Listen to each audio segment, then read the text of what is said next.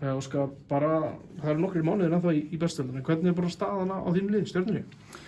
Bara góð, mjög góð.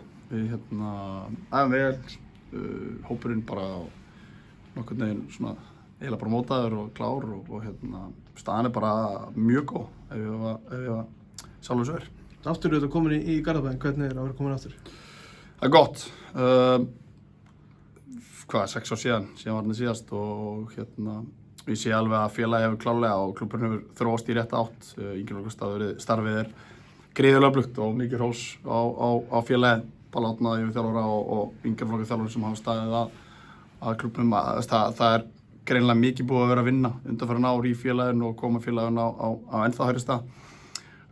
Svo er viðkunnlega andlit sem ennþá þarna sem voru þarna þegar ég var þarna síðast sem mjög ágætt og það segir manni það að fólki lifi vel í Garðabænum og þannig að þú veist þetta hefur að sjálfsögðu breyst eitthvað tilkoma Miðgarðs, hún var ekki þegar ég var þarna síðast þannig að þvílíkt mannvirki sem að Miðgarð er geggja og það að veitna en fullt af fólki sem var þarna síðast þegar ég var þarna og það er mjög gaman að það sé staðan og klúbburinn hefur tekið framþróun alveg klárlega í rétta átt en sama tíma þá er líka rétta fólki að mínum mati ennþá þarna.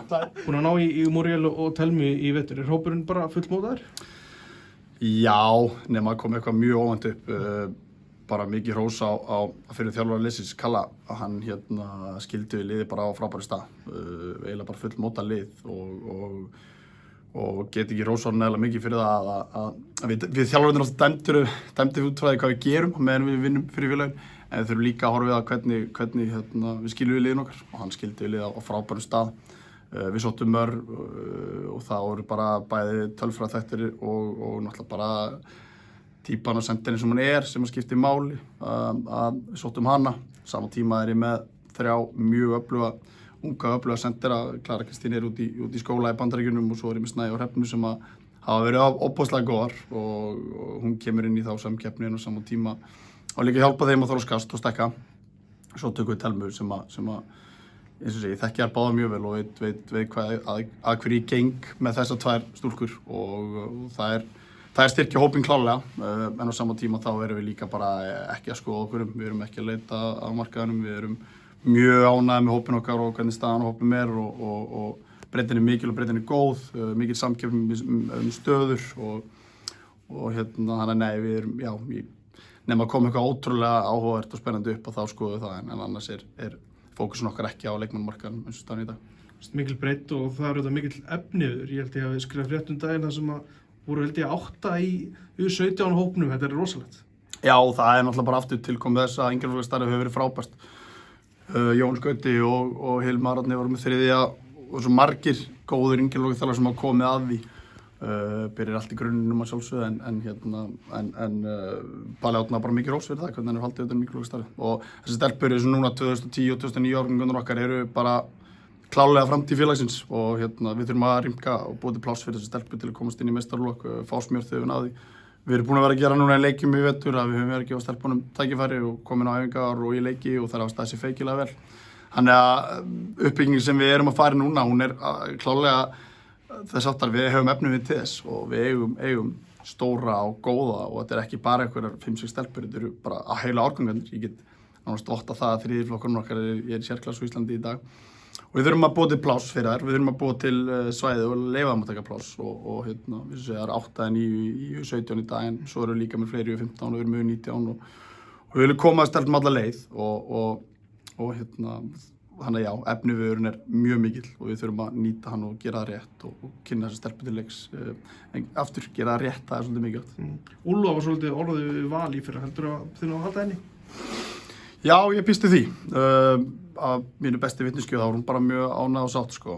Búin að æfa óbáslega vel, standa sig vel, hún er betur út í vona að vera heiðalur, hún er alveg ógeðslega góð.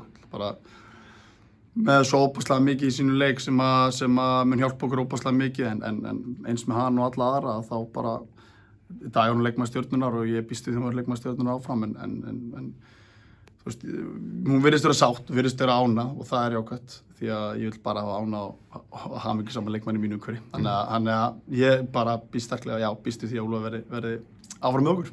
Leikmaður sem var aðeins orðaður Stjörnuna og þú hefur unnið með, Mackenzie fer í FH. Varstu að reyna að fá hana í þér þittli? Ég held að allir styrkist á að hafa leikmannatýpu eins og Mackenzie Smith er. Ég held að það fari ekki milli mála. Já, við áttum alveg samtölu og hún, ætla ekkert að neita því og við ræddum alveg saman en hún endar í FH og ég bara samgleðst henni mikið. Þetta er gott skref fyrir hana að taka í ár. Eins og ég segi, hún fyrirliði mér í 2 ár og mér þykir óbúslega vænt hana. Hún gerði gríðarlega vel fyrir mig í Fram og samtölum var alveg klárlega til staðar en svo, þú veist, svo þarftu líka bara átt að þegar þú ferði í annað félag, annað umhverfi þá þarftu að velja Hafna og þú veist, hún að fara að koma að staði hjá bræðrunum í FH eftir að vera mjög góð fyrir þær. Þannig já, við skoðum það alveg en það fór ekki lengri það skilur. Við erum líka bara með óbúslega mikið af færum og góðum yfirmönnum og kannski staða sem við þurftum ekkert að styrkja með fjölda leikmanna og gæði þessu höfum í dag. Þannig að já, við horfum á það en ekkert meira það. Það er þá 3 mánuðir í mót, það getur margt gerst á 5 tíma, en hvernig svona kemur samt inn í veturinn og framhaldi í sumar? Hvað viltu gera með Stjörnuna? Sko, það þarf alltaf að vera bara plön og vera framtíðarsýn á bæði stuttum tíma og langa tíma. Við erum að fara uppbyggingu, en uppbyggingin, það er svo margir hræddir orðið uppbygging, það er og margir sem að einhvern veginn setja stimpilinn á það að vera uppbyggingu og það er 25 ára gamall, það er gamall fyrir það. Það er ekki þannig okkur. Við viljum helst til að byrja með að horfa á yngri flokkana okkar hvort við getum komið leikmunni þar en frekar en að vera að sækja mikið að leikmunum. En þú veist, við viljum bara fyrsta lagi skapa heilbrigt jákvætt og gott umhverfi fyrir leikmenn að mótast í og taka framförum.